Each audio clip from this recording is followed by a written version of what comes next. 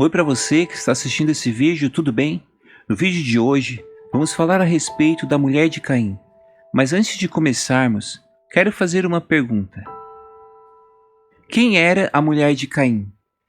Existem muitas pessoas que ao lerem o livro de Gênesis, entre o capítulo 1 ao capítulo 4, ficam com essa dúvida, sendo que as escrituras só falam a respeito de Adão, Eva e seus dois filhos, Caim e Abel.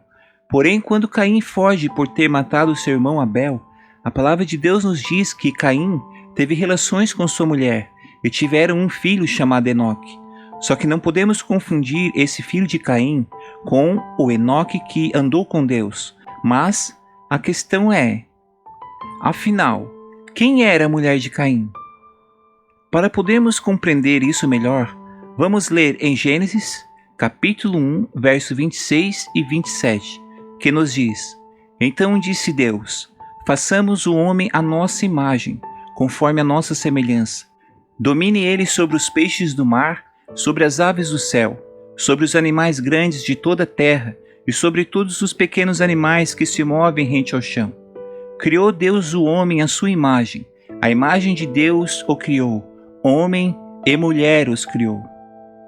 Entre o capítulo 1 e o capítulo 2, existem pessoas que confundem, e até já vi alguns ensinando que houve duas criações e que teve outro casal antes de Adão e Eva, mas isso já é heresia, pois o capítulo 1, tanto quanto o capítulo 2, refere-se a uma única criação, só que um é contado com mais detalhes. Por exemplo, aqui no verso 27, a palavra nos diz: Criou Deus o homem à sua imagem, a imagem de Deus o criou, homem e mulher os criou.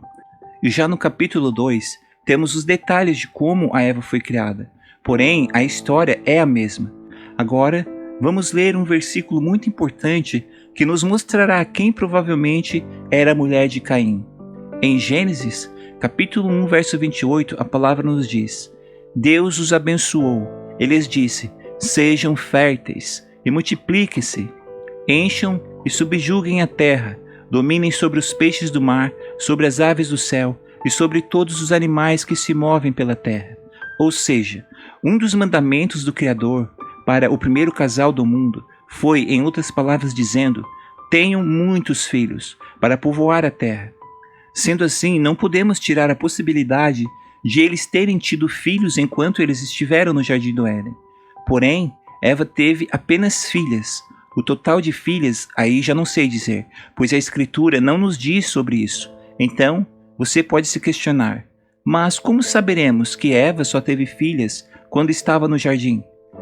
Na verdade, a resposta para essa pergunta é bem simples, e para isso, vamos ler um versículo que nos mostra o que aconteceu depois que eles foram expulsos do jardim.